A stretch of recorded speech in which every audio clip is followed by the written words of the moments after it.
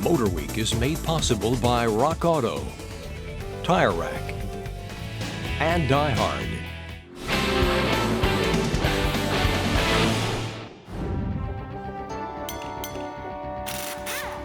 When we think about newer cars, we think about all the technology that goes into them, but we rarely think about the basic things that have changed. Take the lowly spare tire, for instance, which in many cars doesn't even exist anymore.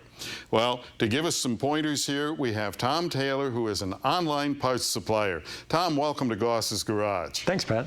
All right, now what are some of the trends that you're seeing these days? Well, like you said, some new cars don't have a spare tire at all. For example, this Fiat has a simple air compressor and a sealant system that pumps sealant into the flat tire and hopefully seals it up, similar to the sealant you might find at a retail store. Okay, now there's certainly a place for these sealants in an emergency, but you have to make sure that the can says that it's sensor safe if you're going to use it in a late model car. If it doesn't say sensor safe, don't use it. Right, you wouldn't want to damage a $50 sensor with that stuff. Okay, now one of the things that we see a lot in the repair shop, somebody goes out and buys a used car and they don't check what's in the trunk, and we check it out for them, and there's no jack or any of the tools or anything. What can you help them with there? Well, if you find a situation like that, or your car doesn't come with a spare, you can build your own system. You can get a jack, a lug wrench, maybe a sturdy platform to sit the jack on and start your system.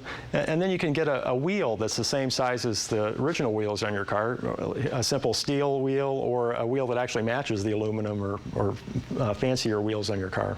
Okay, now either way you go about this, if you just need the jack and a lug wrench and so on, that's really inexpensive, isn't it? Yeah, that's $30, $50. To build a whole spare tire system can be $100 to $500, depending on what kind of tire you have and what sort of wheel, if you're using a steel wheel or a wheel that matches your others. Okay.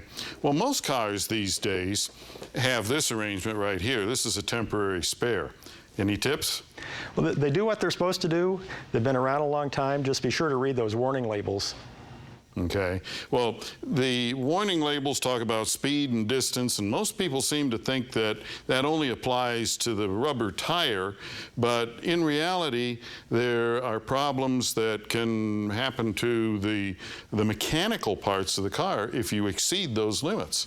Right. The spare may be a slightly different diameter than the other wheels, so if you have to go too fast or too long, you can damage the axle or the transmission. It can be very costly. Not a smart move. Right. Tom, thank you. And if you have a question or comment, drop me a line right here at MotorWeek.